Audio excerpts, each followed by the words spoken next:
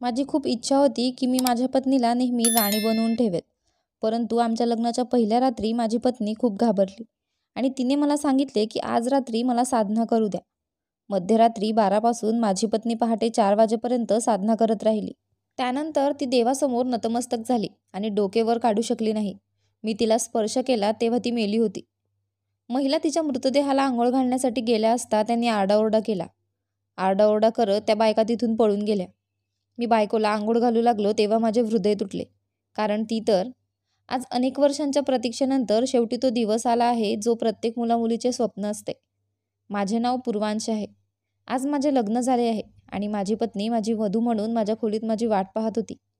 माझी पत्नी अतिशय निरागस आणि सुंदर होती. मी माझ्या बायकोची खूप काळजी घेईल अशी मी शपथ घेतली होती. मी संयुक्त कुटुंबात राहत होतो. मला 2 भाऊ आणि 2 बहिणी होत्या आणि आम्ही एकत्र राहत होतो.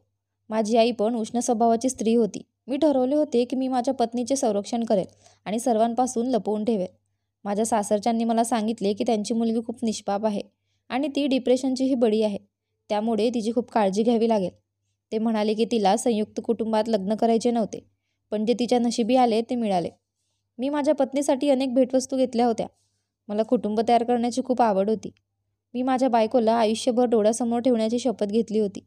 जर जगाने मला सांगितले असते की तू जोरूचा गुलाम आहे तरी मला त्रास झाला नसता, कारण आता मला माझ्या पत्नीची काळजी घ्यावी लागणार होती. माझ्या वडिलांनाही कुटुंबात अशाच अनेक गोष्टी सांगण्यात आल्या होत्या, पण माझे वडील नेहमी माझ्या आईला राणीसारखे वागवायचे. त्यामुळेच माझी आई अजूनही खूप चांगली होती. आपली पत्नी नेहमी सुंदर आणि तरुण असावी अशी प्रत्येक पुरुषाची इच्छा असते. एखादी स्त्री लवकर म्हातारी होते जेव्हा तिच्यासोबत गैरवर्तन होते आणि नंतर ती पराभूत होते आणि स्वतःला सुधारत नाही. जर तुम्ही तुमच्या पत्नीची काळजी घेतली तर ती नेहमीच सुंदर आणि तरुण राहते. त्याचा फायदा आता कोणाला? तो फक्त आपल्यालाच होतो. हा सगळा विचार करत मी माझ्या खोलीत जात होतो. मी माझ्या खिशातून बांगडीचा बॉक्स काढला आणि यात बांगडी आहे की नाही ते तपासले. माझ्या मित्रांनी काही खोडसाळपणा तर नाही केला, पण बॉक्समध्ये एक सुंदर बांगडी दिसत होती, जी मी माझ्या पत्नीच्या हातात घालणार होतो. तिचे हात खूप सुंदर आहेत.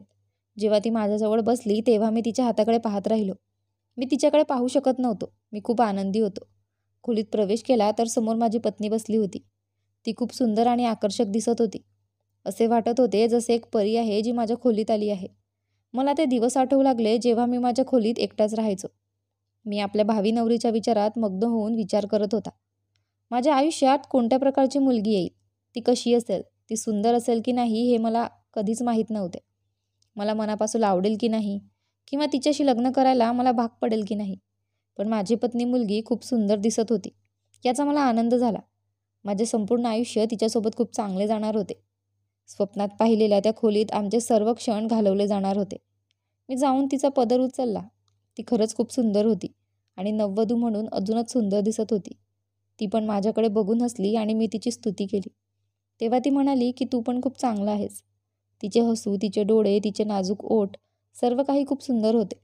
मी तिच्याकडे बघतच राहिलो, पण तिने मला सांगितले की तिची इच्छा आहे की आपण दोघांनी आपलं आयुष्य सुरू करण्याआधी थोडा वेळ बसून ध्यान करायला हवं. मी म्हणालो, का नाही?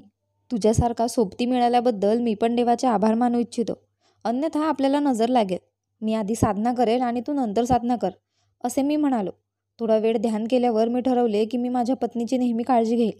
आज मी स्वतःला वचन दिले की मी तिला कधीही फसवणार नाही. माझी बायको वधूच्या ड्रेसमध्ये खूप खुश दिसत होती. मी म्हणालो की तू पण साधना कर आणि मग माझ्याकडे ये. माझ्या बोलण्याने ती खूप घाबरली आणि म्हणाली आज रात्री तिला फक्त साधना करायची आहे. माझी पत्नी खूप चांगल्या मनाची आहे हे पाहून मला आनंद झाला. त्यानंतर ती साधना करू लागली. मी समोर बसून तिला पाहत होतो. रात्रीचे 12 ते पहाटेचे 4 वाजले होते, पण ती अजूनही ध्यानात मग्न होती. पण आता ध्यानात जाताच तिने ते लांबवले. मला वाटले कदाचित ती देवाचे आभार मानत असेल, म्हणूनच ती इतका वेळ साधना करत होती. 10 मिनिटे उलटून गेली होती आणि ती अजूनही साधनेत बसलेली होती हे पाहून मला आश्चर्य वाटले. थोड्या वेळाने मला तिचे नाव पुकारायला भाग पडले. ती साधना करत असेल तर काही बोलणार नाही, उठून बसणार हे मला माहीत होतं, पण तिची हालचालही होत नव्हती. काही वेळाने मी तिच्या जवळ गेलो आणि मला जाणवले की ती श्वास घेत नाहीये. मी तिला उठवले तेव्हा ती आधीच बेशुद्ध झाली होती. मी आश्चर्यचकित झालो. तिला काय झाले असेल याची मलाही काळजी वाटत होती. कदाचित ती थकल्यामुळे बेशुद्ध झाली असावी. त्यामुळेच तिला साष्टांग नमस्कार करून उठता येत नव्हते. पण अचानक तिच्या अंगात थंडी जाणवू लागली. मी तिच्या चेहऱ्यावरून पाणी मारून तिला उठवण्याचा प्रयत्न केला, पण ती अजिबात हलत नव्हती. मी तिला पुन्हा पुन्हा हाक मारू लागलो. मी वैदेहीला उठायला सांगितले, पण ती उठत नव्हती. मी तिला पुन्हा पुन्हा उठवण्याचा प्रयत्न करत होतो. वैदेही, काय झालंय तुला? मी तिला पूर्ण धक्का दिला होता. ती बेशुद्ध झाली असती तर ती उठून बसली असती. पण ती हे जग सोडून गेली असे मला वाटत होते. मी आईला आवाज दिला. घरात काही पाहुणे होते जे रात्री आमच्या घरी थांबले होते. त्यांना सकाळी त्यांच्या घरी जायचे होते. माझ्या आवाजाने ते सर्वजण माझ्या खोलीत आले. पण जे दृश्य त्यांनी पाहण्याची अपेक्षाही केली नव्हती ते दृश्य त्यांच्यासमोर आले. जेव्हा माझ्या पत्नीची तपासणी केली असता ती आता या जगात नाही असे आढळून आले. साधनेसाठी जमिनीवर डोके ठेवताच तिचा आत्मा निघून गेला होता. हे दुःख माझ्यासाठी खूप मोठं होतं. मी त्यासाठी तयार नव्हतो. मला समजत नव्हते की मला काय होत आहे. सर्वजण म्हणू लागले की वधू मेली आहे. काकू म्हणाली, तू वैदेहीबरोबर काय केले आहेस? तू त्या मुलीला मारले आहे. मी म्हणालो, मी काही केले नाही. माझी काकू नेहमी माझ्याशी रागात राहायची. मी तिच्या मैत्रिणीच्या मुलीशी लग्न केले नाही म्हणून तिला नेहमी माझा राग यायचा.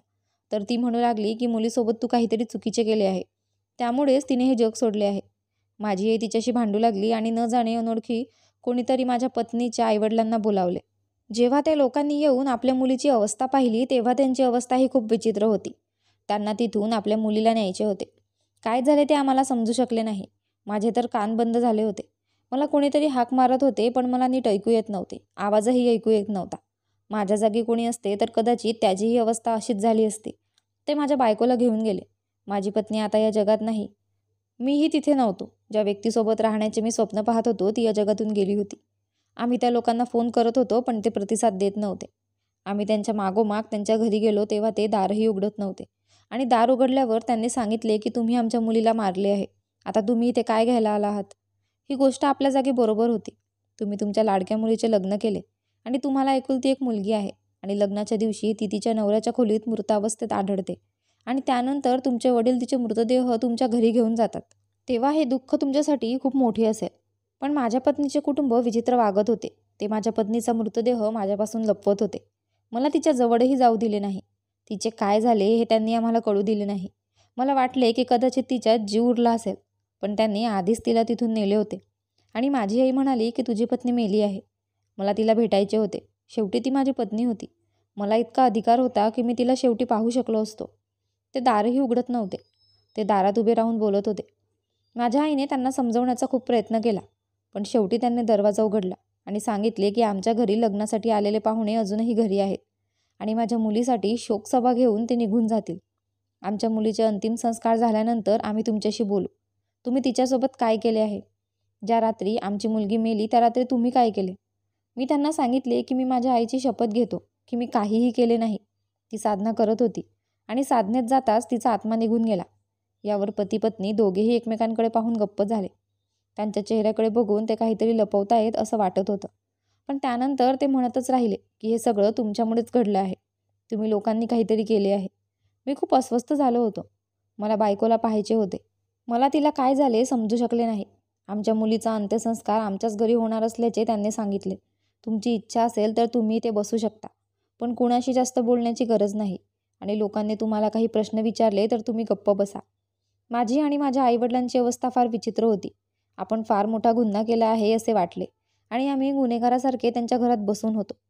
काही वेळाने तिथे आलेले लोक एकमेकांशी विचित्र बोलू लागले. बोलत होते ती खूप अशुभ आहे आणि लोक तिच्या जवळ जायला घाबरतात. त्यामुळेच लोक असे बोलू लागले आहेत. पण काही वेळाने 2 महिलांनी हिंमत दाखवून वैदेहीला आंघोळ घालायला तयार झाल्या. त्या म्हणाल्या, कशीही असो पण ही मुलगी आमच्या मैत्रिणीची मुलगी आहे. हे सर्व आपण करणार नाही तर कोण करणार? जेव्हा त्यांच्या जिभेतून हा शब्द बाहेर पडला तेव्हा मला आश्चर्य वाटले. ते का म्हणाल्या की कशीही असेल तरी? माझ्या बायकोची काहीही चूक असली तरी माझी बायको एकदम ठीक होती. त्या महिला वैदेहीला आंघोळ घालण्यासाठी तेथे गेल्या. काही वेळाने त्या 2 बायकांचा किंचाळण्याचा आवाज आला आणि त्या इतक्या मोठ्याने ओरडत होत्या की आम्हाला धक्काच बसला. घरावर जणू कयामतच आली आहे. एकतर महिला बेशुद्ध झाली होती तर दुसरी म्हणू लागली की तुम्ही लोक खूप मोठे गुन्हेगार आणि क्रूर आहात. चला इथून. ती इतर महिलांनाही तिथून निघून जाण्यास सांगू लागली. बाकीचेही घाबरले आणि सगळे निघून गेले. घरात फक्त आम्हीच लोक राहिलो. माझ्या पत्नीच्या आईने तिचे डोके धरले आणि रडू लागली. तर मी आणि आईबाबा पण म्हणालो, आता तरी सांगा शेवटी इथे काय चालले आहे? आधी माझी बायको हे जग सोडून गेली. मग तुमच्या लोकांची विचित्र वृत्ती आणि तिला आंघोळ करायला कोणी तयार नाही. आणि या महिला आत गेल्यावर त्यांना काहीतरी धोकादायक दिसल्याप्रमाणे त्या बाहेर का आल्या? देवासाठी काय झाले ते मला सांगा. नाहीतर या गोष्टी मला आयुष्यभर त्रास देत राहतील आणि त्यामुळे मी मरेल. हे दुःखही माझ्यासाठी खूप मोठे आहे. माझे होण्यापूर्वीच माझी पत्नी हे जग सोडून गेली. मी अजून तिच्याशी नीट बोललोही नव्हतो. मी खूप स्वप्न पाहिली होती आणि आता ती कधीच पूर्ण होणार नाहीत. ती परत कधीच येणार नाही. शेवटी माझ्या पत्नीच्या वडिलांनी तोंड उघडले आणि आम्हाला असे सांगितले की आम्हाला आश्चर्य वाटले. ते म्हणाले की आम्ही खूप गरीब होतो. आमच्याकडे काहीच नव्हते. आम्हाला दिवसातून 2 वेळेचे जेवणही मिळत नव्हते. पण आमची मुलगी खूप सुंदर आणि समजूतदारही होती. एके दिवशी एक माणूस तिच्या प्रेमात पडला, जो खूप श्रीमंत होता, पण तो विवाहित होता आणि त्याची पत्नी मेली होती. तो आमच्या मुलीपेक्षा मोठा होता, पण खूप श्रीमंत होता. त्याचे माझ्या मुलीवर खूप प्रेम होते. जेव्हा त्याने आमच्या घरी येऊन नाते मागितले, तेव्हा आम्ही नकार दिला की आमच्या मुलीचे लग्न आमच्या मुलीपेक्षा वयाने मोठा असलेल्या व्यक्तीशी का करणार. पण त्याने खूप विनंती केली, तरीही आम्ही नकार दिला. पण एके दिवशी आमची मुलगी स्वतः म्हणाली की तिला त्या माणसाशी लग्न करायचे आहे, कारण तो खूप श्रीमंत आहे आणि तो किती काळ जगेल, आणि जेव्हा तो हे जग सोडून जाईल तेव्हा त्याची सर्व संपत्ती माझी असेल. ती म्हणाली, पप्पा प्लीज माझे त्याच्याशी लग्न करून द्या. पण लग्न करण्यापूर्वी त्याने आम्हाला लिहून द्यावे की त्याच्या मृत्यूनंतर त्याची सर्व संपत्ती माझी होईल. तो माझ्या मुलीच्या प्रेमात इतका वेडा होता की त्याने सर्व काही स्वीकारले. तो म्हणाला, मी हे जग सोडले तर माझे सर्व संपत्ती, माझे घर, माझ्या गाड्या आणि बहुतेक माझ्या पत्नीकडे जाईल. मी माझ्या मुलीला सांगितले, पण तो माणूस नुकताच हे जग सोडून जाणार नाही. तुला आयुष्यातील काही वर्षे त्या व्यक्तीसोबत घालवावी लागतीलच. तुला तुझं आयुष्य का उद्ध्वस्त करायचं आहे. माझी मुलगी म्हणाली, मी जे बोलते ते अगदी बरोबर आहे. काळजी करू नका. तो माणूस आमच्या मुलीच्या प्रेमात वेडा झाला होता. असा वेडेपणा आम्ही कधीच पाहिला नव्हता. माझी मुलगी त्याला उभी राहायला सांगायची तेव्हा तो उभा राहायचा. माझ्या मुलीने त्याला बसायला सांगितले तर तो बसेन. माझ्या मुलीचे सगळे नखरे तो सहन करत असे. तो पाण्याप्रमाणे संपत्ती ओतत राहिला. माझ्या मुलीने ज्याच्यावर हात ठेवला तो तिच्या हाती द्यायचा. तसा त्याला माझ्या मुलीपेक्षा सुंदर स्त्री सापडली नाही असे नाही, पण कदाचित तो माझ्या मुलीच्या प्रेमात पडला होता. त्याचे प्रेम खूप गाजले. प्रत्येक गोष्टीत त्याने माझ्या मुलीची खूप काळजी घेतली. तिला खूप आनंद दिला. एके दिवशी आमची मुलगी त्याच्यावर रागवून आमच्या घरी परत आली. मग त्याने एका दिवसात आमच्या मुलीला जगभरातील भेटवस्तू आणि फुले पाठवली. आम्ही त्याला आमचा जावाई कबूल केले होते. आम्ही त्याच्या दीर्घायुष्यासाठी प्रार्थना करायचो, कारण आमच्या मुलीला त्याच्यापेक्षा जास्त प्रेम करणारा कोणीही सापडणार नव्हता. मान्य आहे की जेव्हा आम्ही आमच्या मुलीचे लग्न केले तेव्हा जर तो मेला तर त्याची सर्व मालमत्ता माझ्या मुलीकडे जाईल या विचाराने आम्ही ते केले होते. पण आता आम्ही ही गोष्ट आमच्या मनातून काढून टाकली होती, कारण ती खूप चांगली व्यक्ती होती. त्यानेही आमची खूप काळजी घेतली. आमच्या घराचा सर्व खर्च तो उचलत असे. तो लाखोंच्या भेटवस्तू पाठवायचा. मला मुलगाही नाही, म्हणून मी त्याला माझा मुलगा म्हणू लागलो. पण हळूहळू आमच्या लक्षात यायला लागलं की तो खूप आजारी होता आणि आजारपणाच्या काळातही त्याला फक्त आपल्या मुलीचीच काळजी होती. तिच्या कामात तो गाफील नव्हता. तो नेहमी आमच्या घरी तिला सोबत घेऊन यायचा. तिला खरेदी विक्री करायला घेऊन जायचा. तिला हॉटेलमध्ये जेवण वगैरे खायला घालायचा. ती जे काही म्हणेल ते मान्य करायचा. पण आम्हाला आश्चर्य वाटायचे की माझ्या मुलीला त्याची अजिबात काळजी नव्हती. त्याची प्रकृती ढासळू लागली. एके दिवशी मी स्वतः त्याला डॉक्टरांकडे घेऊन गेलो. डॉक्टरांनी सांगितले की तुमच्या जावाईची किडनी खराब होत आहे, जी जगण्यासाठी खूप महत्त्वाची आहे. ती काप खराब होत आहे हे मला समजले नाही, पण ती खूप वेगाने खराब होत आहे आणि अशा प्रकारे तो हे जग सोडून जाईल. त्याच्याकडे खूप पैसा होता. आम्ही म्हणालो, बेटा तुम्ही आपल्यावर उपचार करून घ्या. पण तो ज्याही डॉक्टरकडे गेला होता त्यांनी सांगितले की खूप उशीर झाला आहे. आता त्याच्याकडे फारसा वेळ नाही. तरीही त्याला माझ्या मुलीचेच वेड लागले होते. पण माझ्या मुलीकडे बघून तिला अजिबात काळजी नाही असे वाटले. आम्ही तिला तिच्या पतीसाठी देवाकडे प्रार्थना करण्यास सांगितले. तुझ्या नवऱ्यासाठी आज आम्ही देवळात जाऊ आणि मी प्रार्थना पूर्ण करीन असे बोललो. तर माझे बोलणे ऐकून तिला अचानक राग अनावर झाला. ती म्हणाली की मी त्याला मारण्याच्या तयारीत आहे आणि तुम्ही त्याच्या आरोग्यासाठी प्रार्थना कराल. हे ऐकून आम्हाला आश्चर्य वाटले. ती म्हणाली की मी माझ्या पतीला असे विष देत आहे जेणेकरून तो आजारी पडेल आणि हे जग सोडून जाईल. मग सर्व संपत्ती माझी होईल. आम्हाला धक्काच बसला. मी म्हणालो की तो तुझ्यावर खूप प्रेम करतो. माझी मुलगी म्हणाली, पण तो एक वृद्ध माणूस आहे. मी त्याच्यासोबत माझे आयुष्य तर घालवू शकत नाही ना. मी त्याच्यासोबत 6 महिने कसे घालवले ते मलाच माहीत. तुम्हा लोकांना काय वाटते की मी माझे संपूर्ण आयुष्य एका वृद्ध माणसासोबत घालवायचे. आम्ही आमच्या मुलीला समजावण्याचा प्रयत्न करत होतो. काहीही असो, तो तुझ्यावर प्रेम करतो. पण माझी मुलगी माझे म्हणणे काही समजायला तयार नव्हती आणि काही दिवसातच तिचा पहिला नवरा हे जग सोडून गेला. त्याला हृदयविकाराचा झटका आला आणि मरताना तो एवढंच म्हणाला की तू माझ्यासोबत काही चांगले केले नाहीस. मी तुझ्यावर खूप प्रेम केले आणि तू माझा तिरस्कार केलास. आता फक्त देवच न्याय करेल. पण आमच्या मुलीने पर्वा केली नाही आणि 6 महिन्यांनी पुन्हा तुझ्याशी लग्न केले. तिच्या नशिबात काय लिहिलंय तेच कळत नव्हतं. तिने जे केले त्याची शिक्षा म्हणून आता तिची अवस्था अशी झाली आहे की तिचा मृतदेह कुजायला सुरुवात झाली आहे आणि कोणीही तिच्या जवळ जायला तयार नाही. हे सर्व ऐकून मला आश्चर्य वाटले. तिच्या पालकांनी सांगितले की ती कधीच साधना पूजा करत नव्हती. याचे आम्हाला आश्चर्य वाटले. तिने ध्यान कसे केले? कदाचित तिला वाटले असेल की आपले आयुष्य सुरू करण्यापूर्वी तिने आपल्या कृत्यांसाठी देवाकडे क्षमा मागावी. परंतु त्या क्षणी देवाने तिला स्वतःकडे बोलावले, कारण तिने मोठा गुन्हा केला होता. सगळं कळूनही माझी एकच इच्छा होती की माझ्या बायकोला शेवटचं भेटावं. मी तिला पाहण्यासाठी खूप उत्सुक होतो. पण मी हा निर्णय का घेतला याचा मला पश्चाताप झाला. मी तिच्याकडे बघायला नको होते, कारण तिचा चेहरा माझ्या डोळ्यात अडकला होता. तिचा न्याय झाला होता. तिचे आईवडील दुःखी होते. ते म्हणाले की माझ्या मुलीचा पहिला नवरा खूप चांगला माणूस होता, पण आमच्या मुलगीने त्याच्यासोबत चांगले केले नाही. कधीकधी वाटतं की माझी बायकोही तिच्या जागी बरोबर होती. तिला आपलं आयुष्य अशा व्यक्तीसोबत घालवायचं नव्हतं जो तिला पसंत नव्हता, पण तिने त्या व्यक्तीचा जीव घ्यायला नको होता. मी अजूनही माझ्या पत्नीसाठी प्रार्थना करतो की तिचे अंतिम संस्कार चांगले व्हावेत. मी तिला माझी बायको म्हणून स्वीकारलं होतं.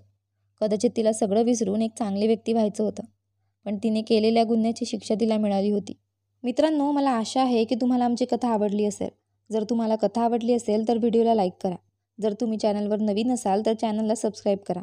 आणि हो, नोटिफिकेशन बेल दाबा जेणेकरून तुम्हाला पुढील अपडेट्स आधी मिळतील. धन्यवाद.